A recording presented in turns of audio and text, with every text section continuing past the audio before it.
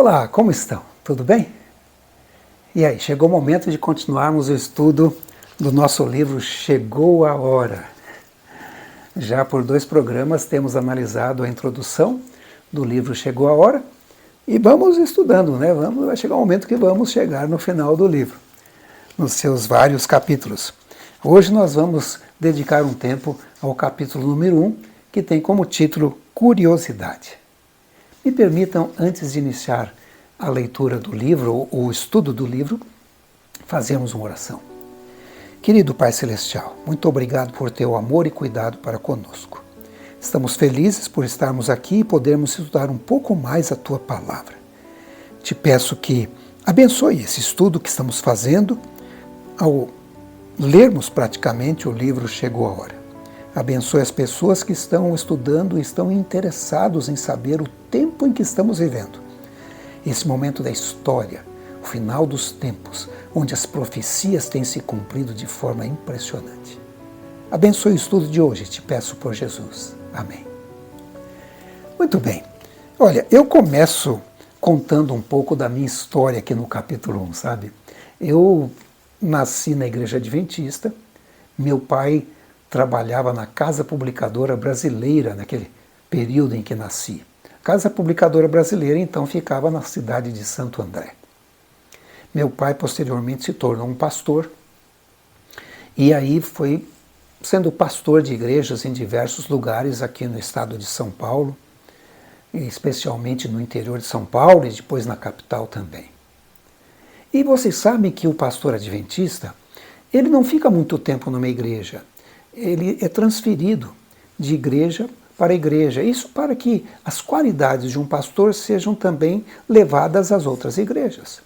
Por exemplo, se ele é um bom construtor, ele fica uns 4 anos aqui, ele é um bom construtor, e depois vai para outra, vai construir outra. Se ele é um bom visitador, ele vai abençoar com visitas essa igreja, depois vai abençoar outra. E assim os dons vão sendo passados de igreja para igreja. Por isso que existe esse rodízio, né? E uma vez meu pai estava de mudança e eu fui lá para tentar ajudar, né? E havia um guarda-roupa, ele morava assim num sobrado de 2 andares e estavam tirando o guarda-roupa pela janela lá em cima, uma varanda. Amarraram numa corda e começaram a descer esse guarda-roupa assim pela janela.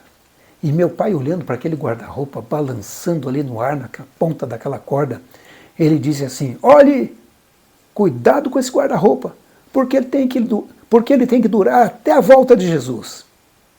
E a pessoa que nem era adventista, nem nada, né, olhou assim e falou assim: é mesmo, é? E quando é que ele vai voltar? E meu pai, olhando para ele, disse assim: daqui 10 anos. Claro que meu pai falou assim, sem pensar, né? Passaram-se já os 10 anos. Mas vou dizer para vocês, meu pai morreu esperando a volta de Jesus. Cria, e com cada linha da Bíblia ele cria, acreditava e tinha fé e esperava a volta de Jesus. Na verdade, ele dormiu na certeza de acordar na ressurreição, quando Jesus vai voltar, né? E a minha família pensava assim também, né? E quando a gente lê a Bíblia Sagrada, eu menciono aqui no livro vários episódios de pessoas que acreditavam na volta de Jesus no seu tempo.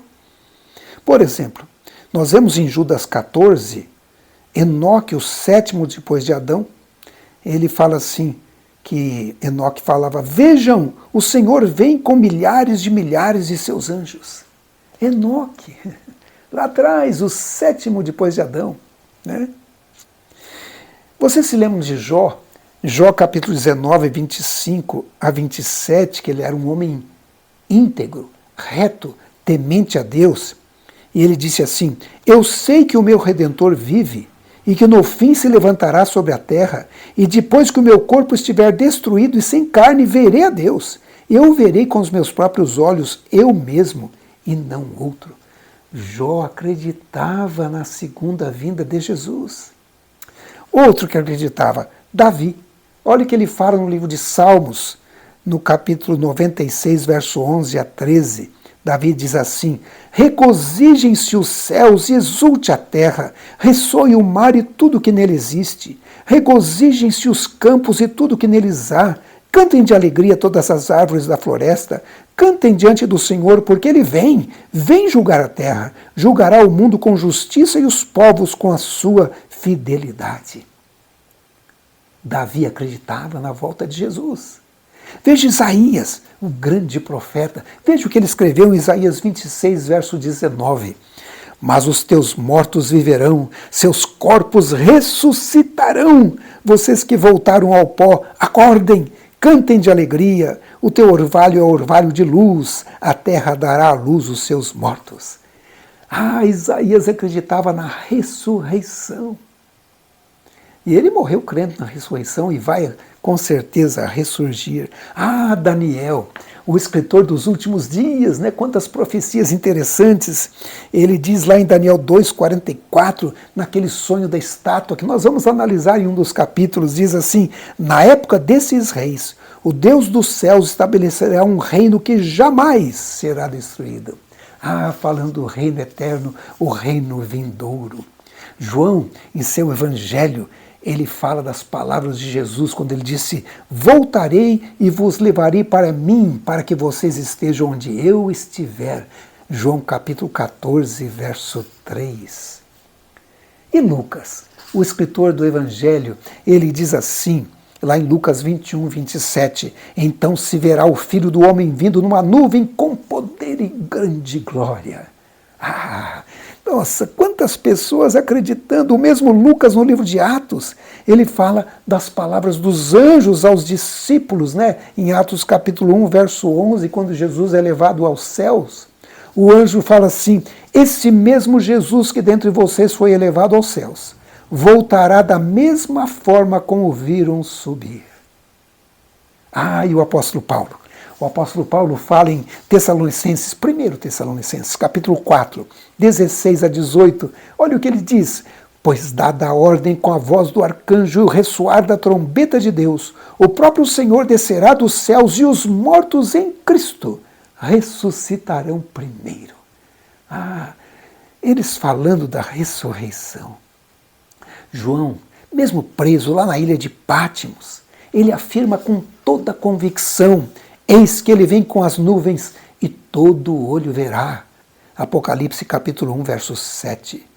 E fechando a Bíblia Sagrada, o mesmo João, o revelador de Apocalipse, ele mostra mais uma vez a sua esperança na segunda vinda de Jesus. Ele diz: aquele que dá testemunho dessas coisas diz: sim, venho em breve. Amém. Vem, Senhor Jesus. Quantos personagens da Bíblia esperavam a volta de Jesus em sua época, né?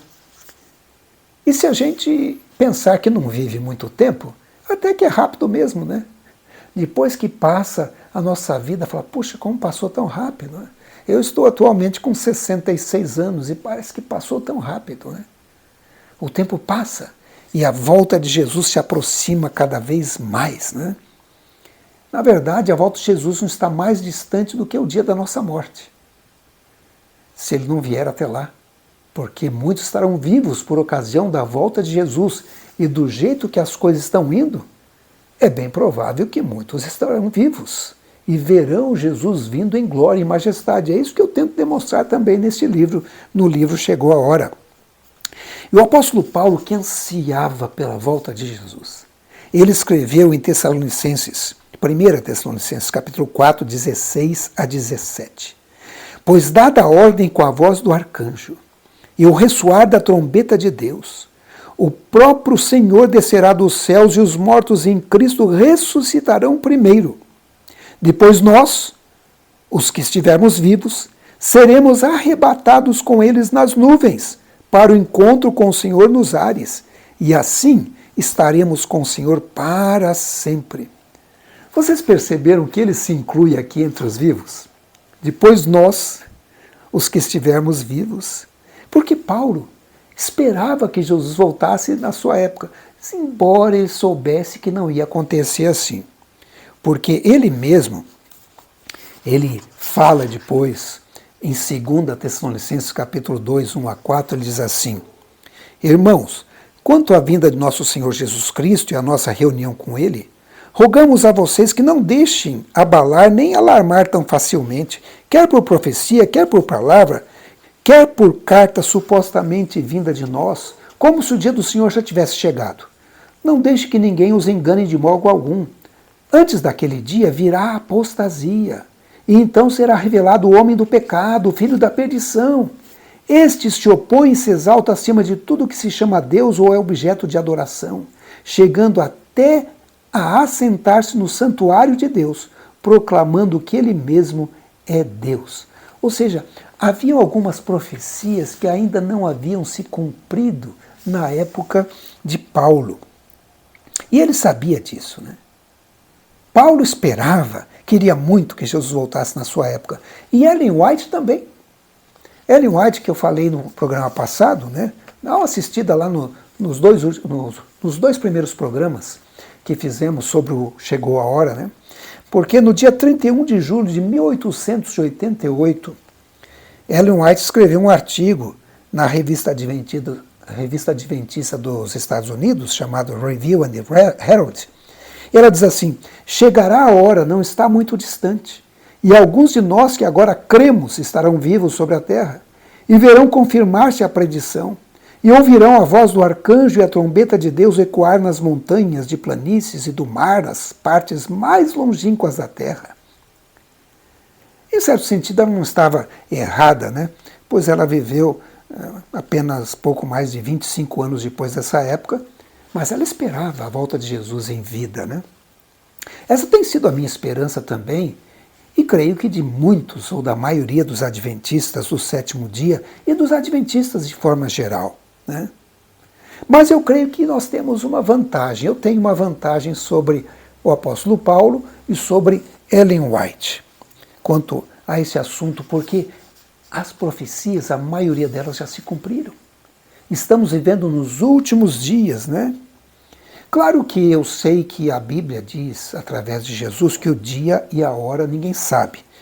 Mateus 24, 36, Jesus disse assim: quanto ao dia e a hora ninguém sabe, nem os anjos do céu, nem o Filho, senão somente o Pai. Ele também continua dizendo: portanto vigiem, porque vocês não sabem que dia virá o seu Senhor. E diz ainda no capítulo 25, 13, portanto vigiem, porque vocês não sabem o dia nem a hora. Embora a gente não saiba o dia e a hora da volta de Jesus, embora muita gente quer saber, existem sinais que Jesus deixou que indicam a proximidade da sua vinda. E olhe, no livro de Mateus, no capítulo 24, os discípulos estavam curiosos. E eles fizeram uma pergunta a Jesus, dizendo assim: dize-nos quando acontecerão essas coisas, e qual será o sinal da tua vinda e do fim dos tempos? Jesus não repreendeu os discípulos. Na verdade, ele começou a enumerar alguns sinais que iam dizer para eles quando é que estava próximo. Ele misturou um pouco os sinais da destruição de Jerusalém com os sinais da segunda vinda lá no futuro. Eu não sei quanto a vocês, eu sou muito curioso, sabe? E é por isso que eu escrevi esse livro. Aqui na capa do livro está escrito assim: um estudo impactante sobre a segunda vinda de Cristo à luz da Bíblia e do espírito de profecia. E às vezes eu fico pensando e faço perguntas na minha mente, sabe? Eu não sei se vocês já fizeram essas perguntas. Por exemplo, quando foi o princípio? Quando será o fim? Em que tempo estamos vivendo? Quanto tempo ainda falta para o fim? O que havia antes do princípio? O que haverá depois do fim? Quando o homem pecou? Quantas perguntas, né? Será que existem respostas para essa pergunta?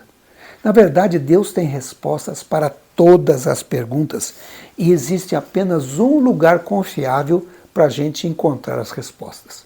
As respostas estão na revelação de Deus, na Bíblia Sagrada, né?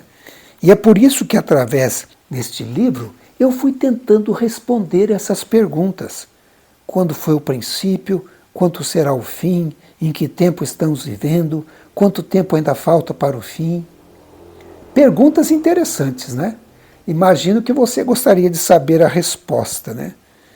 Deus revelou as respostas para muitas perguntas através dos seus profetas. E é por isso que nós vamos estudar o livro Chegou a Hora e mostrar as respostas para vocês. Hoje nós vamos ficar por aqui. Não terminamos ainda o capítulo número 1. Na próxima semana nós vamos continuar estudando e vamos falar sobre os profetas, como Deus sempre avisa o que ele vai fazer. Nós vamos ver isso na próxima semana. Você é curioso? Quer saber também alguma coisa mais a respeito da proximidade da volta de Jesus? Será que estamos chegando? Será que vai ser na nossa geração? O que as profecias indicam? Será que realmente chegou a hora? Olha, continue assistindo aos programas aqui do canal Chegou a Hora. E se inscreva aí, compartilhe, curta e você vai aprender muito mais a respeito da Bíblia Sagrada. Que Deus abençoe vocês. Eu gostaria apenas de orar por você e por sua família antes de nos despedirmos. Vamos orar.